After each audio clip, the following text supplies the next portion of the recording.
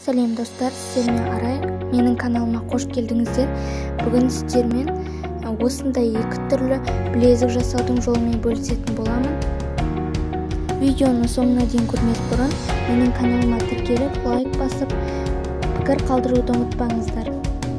Білезік жасауға керекті заттар резиновый жіп және де осындай өзіңіздің қалауыңызша кез келген түсте бисер және де қайшы қажет.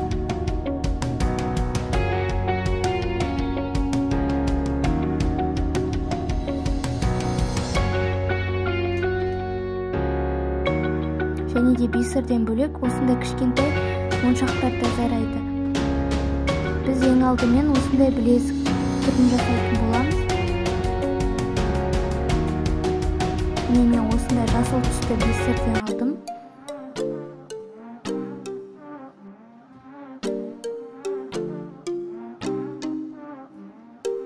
Ең алдымен резинкамыздың ұшына жасыл бисерімізді өткізіп, оны келесі ұшындағы резинкамызбен кіргізіп өткіземіз. Дәл осылай ортасынан өткіземіз.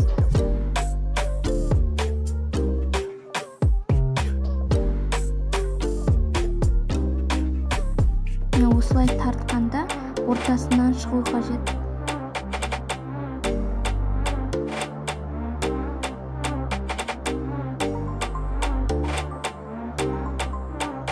Ендігі кезекте резинкамыздың ұшына осылай екі бисерден салып отырамыз.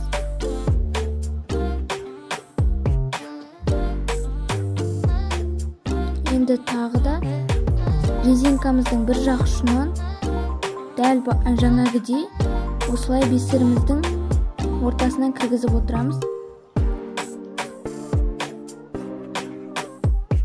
Жасалу жолы өте оңай. Осылай барлығын кіргізіп шығамыз.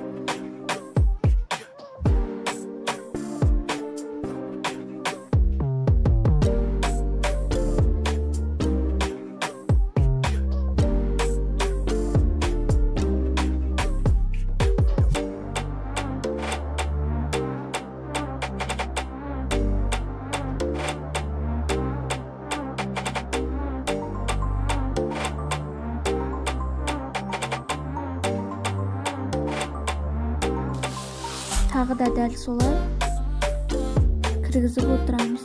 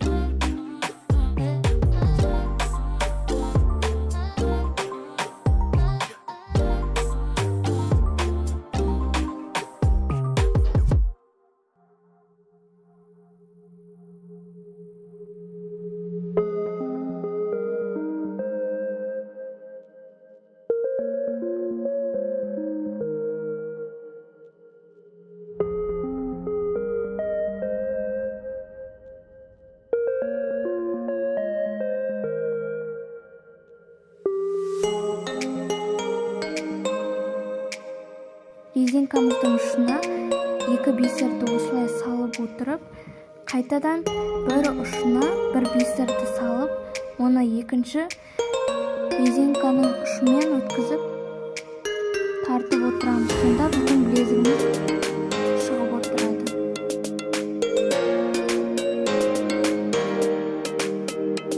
Резинка жібімізді қатты тарту қажет. Сонда біздің білезігіміздің формасы шығатын болады.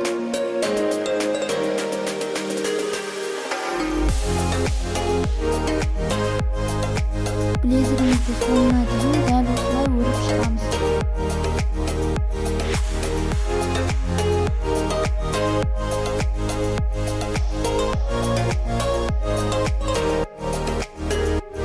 Бұл білезіктің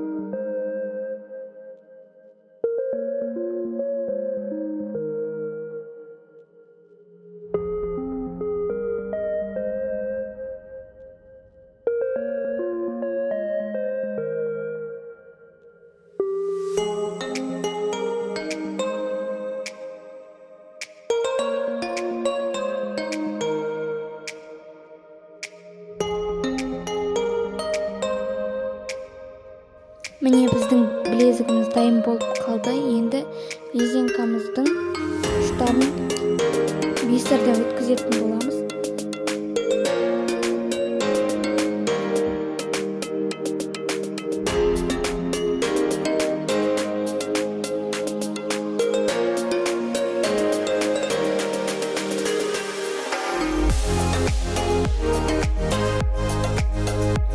Резинкамыздың ұшын осы бастапқы бисердің ортасына өткізетін боламыз. Дәл 2 стағандай өткізіп шығамыз. Бірінші осы ұшын былай бисердің ортасына өткізіп, екінші ұшын дәл солай 2 став кіргізіп шығамыз. Мен осылай өткіздім. Енді оны мықтап байлаймыз. Қатты байлау қажет, әйтпесе шығып кетуі мүмкін.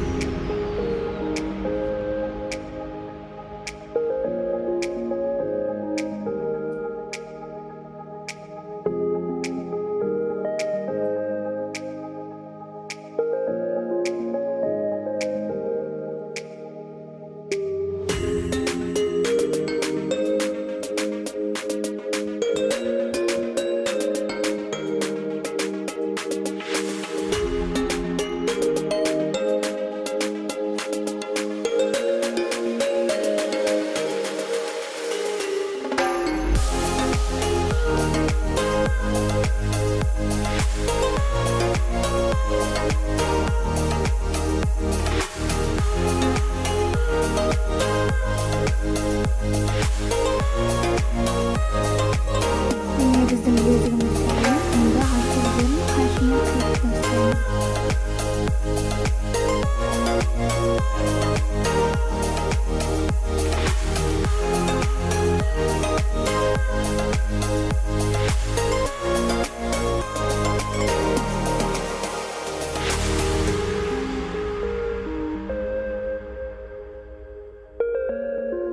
Біздің білезігіміз өте әдемі болып шықты.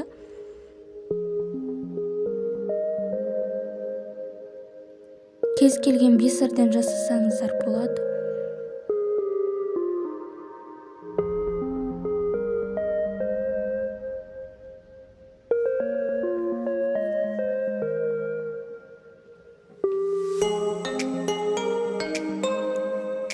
Ендігі кезекте екінші білезіктің өру түрін көрсететін боламын. Ол үшін бізге тағы да кез келген бисер немесе кішкентай моншақ және де резиновый жіп және қайшы. Екі түсті моншақ немесе бірыңғай моншақ алсаңыз болады.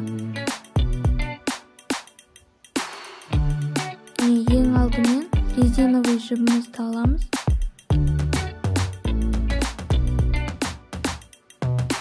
Мен екі түсті моншақтан жасаймын. Ең алдымен осы бірінші моншағымызды кіргізіп аламыз.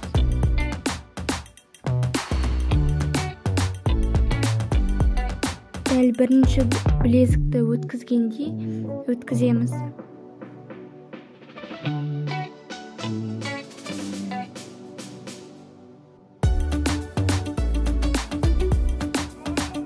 Резиновый жібімізді осы моншақтың ортасынан өткізіп шығамыз.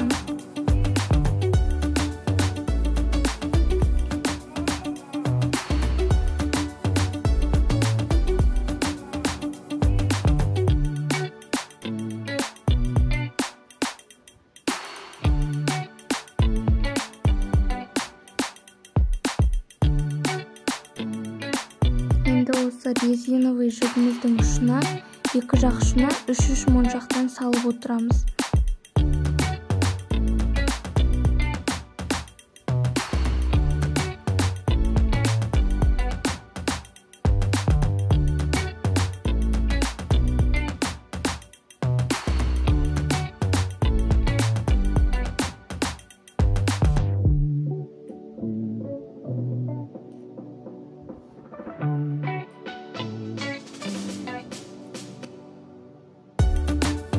Екі жағына да бисерімізді немесе моншағымызды кіргізіп тізіп шығамыз.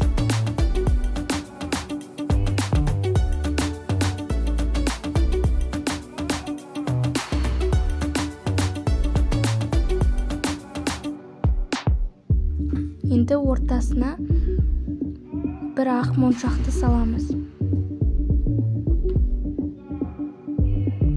Оны резиновый жіптің бір шетінен өткізіп, екінші шетінің ортасынан кіргізіп шығамыз. Осылай қатты тарту қажет.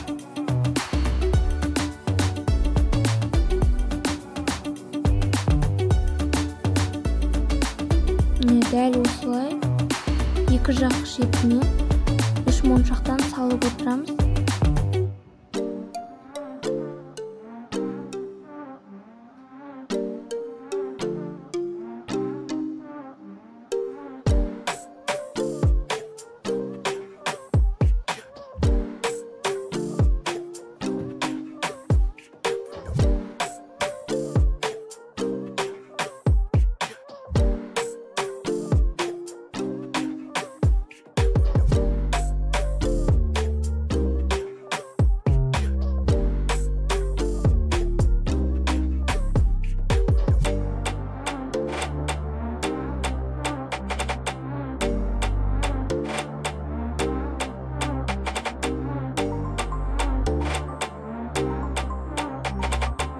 Осылай 3 көк моншақты тізіп болғаннан кейін бір ақ моншағымызды салып, оны дәл осылай кіргізіп шығамыз.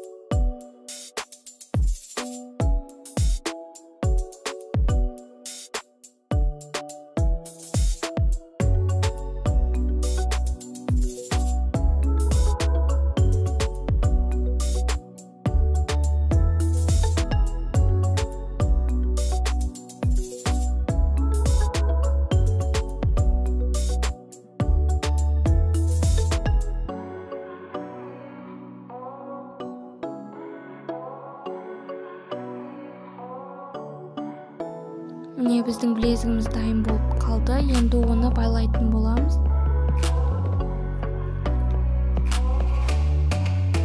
Осылай өлшеп аламыз.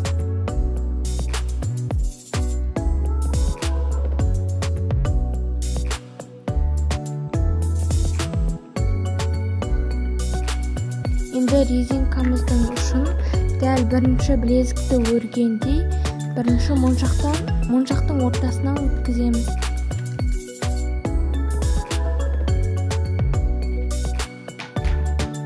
Дәл осылай моншағымыздың ортасынан бірінші жіптің ұшын кіргізіп, одан кейін екінші жіптің ұшын кіргізетін боламыз. Дәл осылай шетінен байлағаннан кейін біздің білезігіміз осылай бірігетін болады.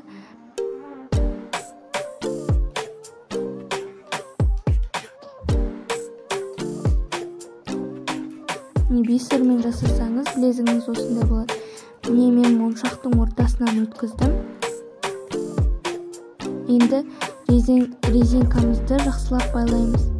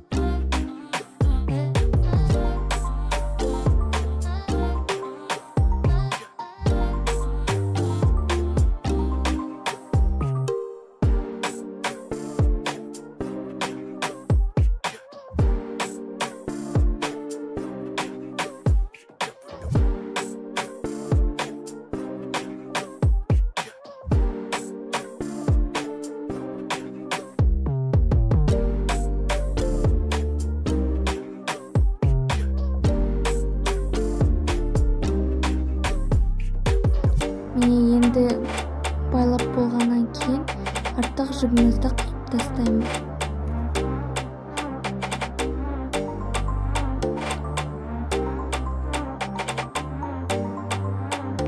Біздің білезігіміз дайын. Өте оңай жасалды.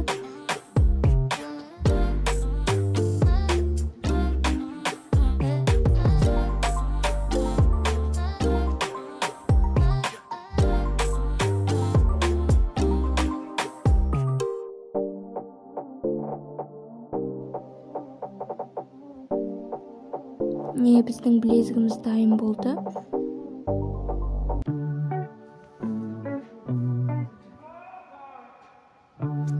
Біздің білезіктеріміз өте әдемі шықты. Егер де видео ұнаса, менің YouTube парақшама тіркеліп, лайк басып, пікір қалдыруды ұмытпаңыздар.